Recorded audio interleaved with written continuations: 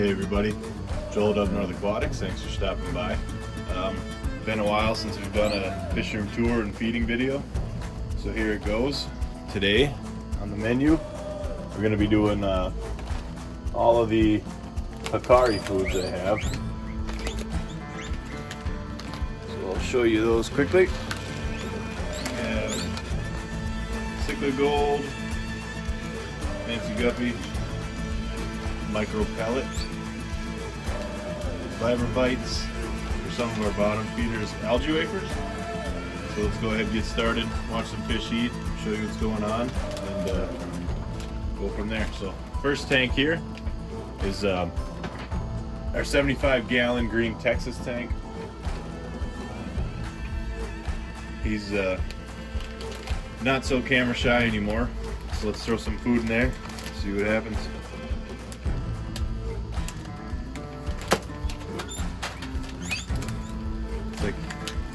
Like he already knows when that lid opens up. Don't mind me here taking forever to open one bag of food. Let's see how quickly he gets to it here. I did throw plants in here thinking he might eat those, and a lot of South Americans do, but he has not. It's kind of growing in, but he's finding the food just fine regardless. Beautiful looking fish. Next, I'm going to point you down to a little update here. This is our shrimp kiddie pool. We have not lost a single shrimp since going to the kiddie pool, and all the babies are still doing fine. These guys will do some micro pellets. I'll let them sink and see what happens. So keep in mind that this kiddie pool is in the low 60s. These Neocaridina Shrimp, contrary to popular belief, I guess, they actually do breed better in cold water, and they can survive as low as like the 50s. I've even had them outside in tubs that I know have gotten to like 40 degrees without issue. I don't think they breed that cold, but they live in it just fine, so we go with it. 60 degrees, they'll be breeding just fine. Not going to see much activity out of these guys, but I could probably get the camera down close for you so you can at least see them. Working on a tripod here. All the cherries tucked up in the plants, which I was about figuring where they'd be. So I'll move on to my next rack of tanks here, and we'll feed those. I almost forgot about the pond. These guys get the big boy pellets. Even the fancy tail goldfish down in there, which is hard to see because of the glare, but I'm sure you can see them.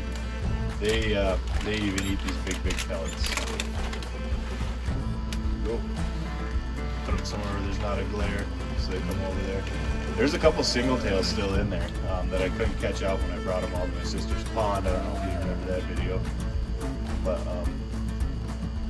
they're still in there. It's a lot easier to see them and catch them now without the koi in there, because the koi would just stir up all the detritus and stuff on the bottom and you couldn't see anything, but cleared up pretty well now that everything's settled, and you can actually get a good look at the fish again, which is cool. The long-term goal is for this to be all fancy goldfish, which I'm almost there, but you gotta get those last single tails out. And there's that. Here's our breeding rack here. We'll start down here. Keep in mind there's a tiny little bowl right here. I guess I can put you pointed at. Oh man, filming is not my greatest skill. That's our nano tank from the last nano tank video we did. I'm not even gonna try to show you the fish that are in there, because good luck. You can hardly see. It's just the baby red cherry shrimps. That Bacopa is doing super well. The water's fertilized and it has root tabs. It's actually growing up out of the water without issue, which is super cool. I'm not using the light on the setup anymore because it's battery powered and you got to turn it on and off. So I just have it close enough to my lighting for this rack that it gets some light. But every few days or so, I just come down here and sprinkle a couple of micro pellets in, and that's literally all I do to feed these guys. Yeah, so small you can't even see them yet. I mean, I can, but with the camera it'd be pointless. So move on down the line here and get working on some of these these tanks. Here's our 5-gallon with our pink endlers in it. You're gonna get just a little bit of micro pellets. These guys will get anything from micro pellets to fancy guppy, algae wafers, vibra bites, you name it, they'll eat it. This next tank here is our Plecos and blue mystery snail breeding tank. They eat like pigs, so we feed them like pigs. They're gonna get some micro pellets and a couple of algae wafers. Obviously, I mean, no breeding activity yet out of that tank. Those guys are still super small, the Plecos. Like I said, you can see them on the log there. They are getting bigger and putting on weight, which is awesome, but I'm gonna go ahead and drop one of these in every single tank, just because there's snails in every single tank while I'm talking about them. But yeah, those Plecos are a very long-term investment, at least 6 months if I keep up on things to get them to breed. But moving down the line here, these endlers, so it's endlers, endlers, black mollies, blue dream shrimp. These endlers, as you can see, are absolutely having no issues breeding. I guess they can get some fancy guppy, as well as the black mollies, who aren't breeding for me yet, but will be soon. I think I have a male and 3 females. Everything's going well there. Excuse me. I haven't really lost any of the black mollies. They are a newer addition, so you always kind of wonder about that. I haven't really lost any of them. All doing well and good, and just waiting to see when they start breeding. It's not an if, it's a when with them. They'll breed like crazy, like any other live bear. Moving down the rack, so we can get that out of the way. Moving down the rack. These are just our blue shrimp, which my long-term goal, excuse me, long-term goal is to get them in the 5-gallon right here, which is now just blue snails, like blue ram's horn snails. Because for one, kind of cool to have like the blue on blue, I think, blue ram's horns with blue dream shrimp. But for 2, they'll stay blue if I keep them on a dark substrate. If I keep them on this light substrate, chances are they will not stay blue. So I do got to get them moved over one of these days. I got a whole lot going on, but I'm still making time to get down here and do what I got to do. But next time I have the time and the energy and the patience for a project, that's what we'll do. We'll move on down to some of our next tanks, and I'll be right back with you. Alright, here's half of our 125 South American cichlid silver dollar tank with electric blue Acara, Vieja, Jack Dempsey, Green Terror, and 6 silver dollars. I'm going to feed them on the side I'm filming on, and they're going to get a whole lot of vibra bites. This tank also gets fed hornwort anytime they have hornwort overgrowing down here, which is constantly, because the silver dollars will not turn that down. They'll eat that. Everything's going well here. There's a Bashir in there somewhere. Give it a minute, he'll come out, but he's usually pretty content hiding when the lights are on unless there's food in the water. So we'll keep moving here. If he pops his head out when he smells the food, which I'm sure he will, I'll come back to it. If not, we'll catch up some other time and move on to this tank that I'm disappointed in looking at it because it's covered in algae. And I swear it wasn't like a day ago. That stuff sneaks up on you. But here's our tiger barbs, who are now living with a rainbow cichlid, which is that guy right there. He was with the Green Texas. Green Texas got mean. Everybody got separated, and this is where he ended up. I was a little nervous putting a South American with the tiger barbs and a catfish, but so far so good. And until something goes wrong, that's where we'll leave it. And let's see. Oh, here's just some vibra bites for these guys. And they are gonna go nuts, as tiger barbs do when there's food in the water, and just like frenzy feed at the top. I did skip a day of feeding, as I do pretty normally, pretty frequently, fasting for a day. And they ate all the hornwort in here too, so that's cool. Maybe I can start feeding it to them. I knew they could be plant eaters, I just didn't know if they do it or not. Moving on down to the frogs and the snails, which I'll just have to pick the camera up for this one too. They're doing well. I am rehoming 2 of them. I got somebody I found locally, found me through the YouTube channel to help rehome. We won't feed those right away, or we won't feed those on this video. but here they are. Here's a couple different strains of endlers I am trying to breed. Nothing new with the frogs, by the way. I guess this is an update. Just waiting to rehome the two. A couple strains of endlers I'm breeding. Some blue ones here that are breeding like crazy, and the green snakeskins here that have 0 fry, which is kind of a bummer. The fry and the blue ones are already big enough already that like they look like normal fish now, and they're starting to get color, which is cool. So this tank will get a lot of food. Probably have to be, or both of them. Yeah, I mean the one with the blues in it will get a lot of food. I'll feed kind of heavy on the green snakeskin one just to try to like induce breeding and show them that there's lots of food coming in, so there's enough food to breed, but they're gonna do what they're gonna do. But yeah, so far so good there. Move on down the line. Here's our yellow lab and Buna tank. They are starting to dig pits out underneath the coral. Maybe that's a sign of breeding. I'm not sure. I don't know a whole lot about them other than I'm really enjoying keeping them. 8 of them in here with a rainbow shark. All getting along very well. Hoping that I can get them to breed. I do have a breeder net. I have some breeder boxes. I have a bunch of different things to try. So we'll get them fed and watch how they feed. They let the food come to them. They don't generally. Oh, they're gonna be brave this time.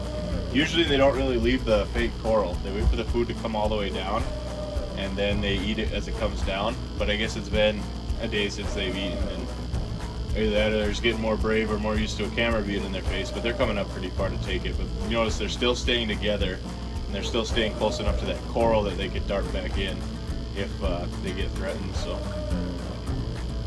super fun fish. Never was much into Africans because like personality-wise, each individual one doesn't have a lot of personality, but the group as a whole has a lot of personality, and that's totally cool. We'll probably not feed these two either. Well, I guess I could throw some food in there, but not gonna be able to see them that great. This is the one on the right would be the albino or golden white cloud backstock, and the one on the left is just regular white clouds. There's some babies in this golden white cloud tank, but in no way the camera will pick them up. I'm sure they're so tiny. I have a breeding group in tubs outside that I'm pretty sure aren't breeding at all, with the ones in here that are just kind of hanging out, breeding like crazy. So we'll give them a decent amount of food, try to keep that going. Literally all I did is throw spawning mops in here and nothing else. They lay eggs in the spawning mops. Whatever eggs the snails don't eat obviously have a fair enough chance to survive, because some of them are surviving, so that's really cool. I'm super excited about that. And we better go back to this tank while he's out, because there's our bashir. Came out for the food. Super cool fish, one of the oldest known fish species in the hobby. Very hardy, like impossible to kill, but they do get big. So keep in mind when you're planning for tank mates. They'll eat just about anything that'll fit in their mouth, which is why he's with a lot of fish that are going to be as big as him one day. So neat little group of fish here. Definitely something I've wanted for a very long time, so I'm very fortunate to have it. And yeah, just glad we got to see him on video. So we'll move along. Down here, probably not gonna get a great look at him. Actually, you know what? I can move this camera down too, so let's do that. Let's see if we can't get a look at the guy. Yeah, there he is. Cool. Our electric blue Jack Dempsey, right there. He's a hit with the kids because he's super personable. Both my boys love him. Named him Venom after the superhero. They also named our last puffer fish Venom, and every single pea puffer we have Venom, so kind of a theme. But whatever, I mean, he's cool. They like him. I love him. The Jack Dempsey is the fish that got me into South Americans, so I was very fortunate to have just the like natural colored one that I have. I felt very lucky to find him, but being able to get my hands on an electric blue is just that much better. So he's definitely a pet fish. We'll clean some of that horn wart out of there. But yeah, super cool, pretty personable. like lots of personality, and the colors, man, you just cannot beat those colors. So let me get moved on over to our next set of tanks, and I will check right back in. Alright guys, here's the beta Sorority, also featuring bloodfin tetras, x-ray tetras, and like 5 Raphael cats, 4 striped ones and 1 spotted one, and you're not going to see any of them, I guarantee it. But they're in there, and they're kind of cool. Every once in a while we catch them coming out, but they're pretty much mostly out at night. These guys will get vibra bites. There's algae growing in here like crazy because nothing eats algae, but it sticks to the plants, so I kind of let it go because I think it looks cool for one. And for two, I mean, it's nature, and that's what nature wants to do in that tank right now, so I'm just going to let it happen. It does not harm the fish, just some people find it ugly, but I don't really mind. So we'll let these guys go wild with some of this. Again, they are betas, so they're not super fast moving fish. They do find their food. The tetras are the ones you're going to see come out and dart around a lot faster. It's a neat idea for a community tank because it's not a very common community tank. Tetras obviously common community fish, but these are 2 a little more harder to find, more rare types of tetras for me anyway, with a school of female betas in there, a sorority of female betas in there. To me, it's just a community of a little more like oddball community fish. Super cool. Wanted to see if I could pull off the sorority, which wasn't so bad, but a lot of people have different experiences. So proceed with caution, enter at your own risk, but I was able to make it work here. So let's move on down the line. This is our last 2 remaining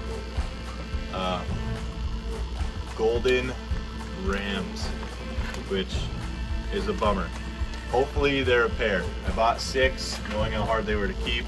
Went and got a separate filter that could hold the temp they need, treated with meds, whole 9 yards on the quarantine, and still only 2 made it.